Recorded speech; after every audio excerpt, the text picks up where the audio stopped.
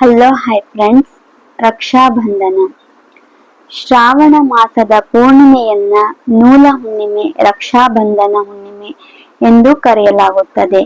ಸಹೋದರಿಯು ಸಹೋದರನಿಗೆ ರಕ್ಷೆಯನ್ನ ಕಟ್ಟುವ ಮೂಲಕ ಮಾನ ಪ್ರಾಣ ರಕ್ಷಣೆ ನನ್ನ ಆದ್ಯ ಕರ್ತವ್ಯ ಎಂದು ಭಾವಿಸುವ, ಸಹೋದರತ್ವ ಬೆಳೆಸುವ ವಿಶಿಷ್ಟ ಹಬ್ಬವೇ ರಕ್ಷಾಬಂಧನ. ರಕ್ಷಾಬಂಧನವು ಅಶುಭವನ್ನ ಹೋಗಲಾಡಿಸುತ್ತದೆ. ಸಹೋದರನಿಗೆ ಮಾತ್ರವಲ್ಲದೆ ತಮ್ಮ ಪ್ರೀತಿ ಪಾತ್ರರ ರಕ್ಷಣೆ ಬಯಸಿ ರಕ್ಷೆಯನ್ನ ಕಟ್ಟುತ್ತಿದ್ದರು. ತಾಯಿ ಮಗನಿಗೆ, ಪತಿ ಪತ್ನಿಗೆ, ಗುರು ಶಿಷ್ಯರಿಗೆ, ಹೀಗೆ ನಂತರ ಕಾಲಕ್ರಮೇಣ ಸಹೋದರ ಸಹೋದರಿಯರ ಹಬ್ಬವಾಗಿದೆ. ಪುರಾಣಗಳಲ್ಲಿ ಶ್ರೀಕೃಷ್ಣ ಧರ್ಮರಾಯನಿಗೆ ಈ ರೀತಿ ಹೇಳುತ್ತಾನೆ: ಸುರಾಸುರರಿಗೆ ಯುದ್ಧವಾದಾಗ ಇಂದ್ರನು ಸೋತು ಅಮರಾವತಿಯನ್ನ ಬಿಟ್ಟು ಹೋಗುವ ಸ್ಥಿತಿ ಬಂದಾಗ ಶಚೀದೇವಿ ರಕ್ಷಾಬಂಧನ ಕಟ್ಟಿ ಪತಿಗೆ ರಕ್ಷಾಬಂಧ ಮಾಡಿದಳು. ಅದರ ಬಲದಿಂದ ಇಂದ್ರ ಅಸುರನನ್ನ ಗೆದ್ದನು ಮತ್ತು ಶಚೀದೇವಿ ತನ್ನ ಮಕ್ಕಳು ಯುದ್ಧಕ್ಕೆ ಹೋಗುವಾಗ ರಕ್ಷಾಬಂಧನ ಕಟ್ಟುತ್ತಿದ್ದಾಳೆ.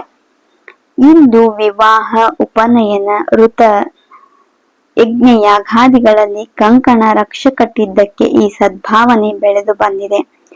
ಪಾಂಡವರು ಪಗಡೆಯಾಟದಲ್ಲಿ ಸೋತು ಎಲ್ಲರ ಕಣ್ಣು ಮುಂದೆಯೇ ದ್ರೌಪದಿಯ ವಸ್ತ್ರಾಪಹರಣವಾಗುವ ಸಮಯಕ್ಕೆ ಸರಿಯಾಗಿ ಅವಳಿಗೆ ಅಕ್ಷಯ ಸೀರೆಯನ್ನ ನೀಡಿ ದ್ರೌಪದಿಯ ಮಾನವನ್ನ ರಕ್ಷಿಸಿದನು. ಇನ್ನು ಇತಿಹಾಸದಲ್ಲಿ ರಕ್ಷಾಬಂಧನ ಕ್ರಿಸ್ತಶಕ 326 ಸಮಯದಲ್ಲಿ ಅಲೆಕ್ಸಾಂಡರ್ ಭಾರತದ ಮೇಲೆ ದಂಡೆತ್ತಿ ಬಂದಾಗ ಪುರೂರವನು ಸೋಲುವ ಸಂದರ್ಭ ಬರುತ್ತದೆ. ತನ್ನ ಪತಿಯ ಪ್ರಾಣ ಉಳಿಸಲು ಅಲೆಕ್ಸಾಂಡರ್ನ ಪತ್ನಿ ಪುರೂರವನಲ್ಲಿ ಸಹೋದರತ್ವ ಬೆಳೆಸಿ ರಕ್ಷಾದಾರ ಕಳಿಸಿಕೊಡುತ್ತಾಳೆ. 1535ರಲ್ಲಿ ಗುಜರಾತ್ ಸುಲ್ತಾನ ಬಹದ್ದೂರ್ ಶಾ ಚಿತ್ತೂರಿನ ಮೇಲೆ ಯುದ್ಧವನ್ನ ಘೋಷಿಸುತ್ತಾನೆ. ಆಗ ರಾಣಿ ಕರ್ಣಾವತಿಯ ಆಳ್ವಿಕೆಯಿತ್ತು. ಕರ್ಣಾವತಿಯು ಸಹಾಯ ಕೋರಿ ದೆಹಲಿಯ ಹುಮಾಯೂನನಿಗೆ ರಕ್ಷಾಬಂಧನ ಕಳಿಸಿಕೊಡುತ್ತಾಳೆ.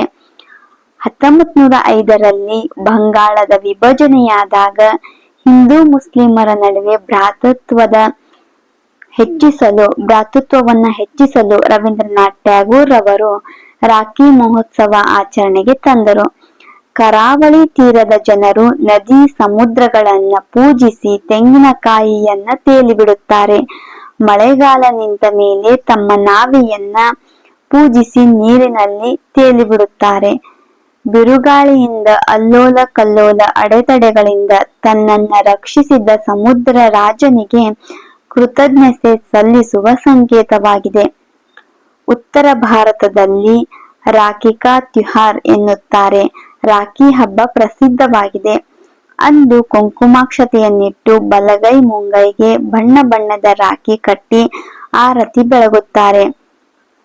ಸಹೋದರ ಸಹೋದರಿಯರಿಗೆ ಆಶೀರ್ವಾದ ಮಾಡುತ್ತಾರೆ. ಸಹೋದರ ಸಹೋದರಿಯರಿಗೆ ಉಡುಗೊರೆಯನ್ನ ನೀಡುತ್ತಾರೆ. ಜೈನರಲ್ಲಿ ಈ ಹಬ್ಬ ವಿಶೇಷವೆನಿಸಿದೆ. ವಿದೇಶದಲ್ಲಿದ್ದರೂ ದೂರದಲ್ಲಿದ್ದರೂ ಸಹೋದರಿಯರು ಈ ಹಬ್ಬದ ದಿನ ಅಂಚೆ ಮೂಲಕ ರಾಖಿ ಕಳಿಸಿಕೊಡುತ್ತಾರೆ.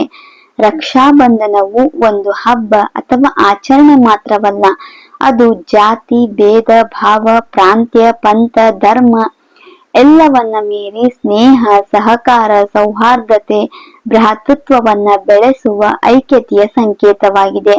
ಸ್ತ್ರೀಯ ರಕ್ಷಣೆಯ ದ್ಯೋತಕವಾಗಿದೆ. ಈ ಒಂದು ಪ್ರಬಂಧ ರಕ್ಷಾಬಂಧನದ ಬಗ್ಗೆ ಇಷ್ಟವಾದಲ್ಲಿ ಪ್ಲೀಸ್ ಒಂದು ಲೈಕ್ ಮಾಡಿ, ಶೇರ್ ಮಾಡಿ, ಸಬ್ಸ್ಕ್ರೈಬ್ ಮಾಡಿ. ಧನ್ಯವಾದಗಳು.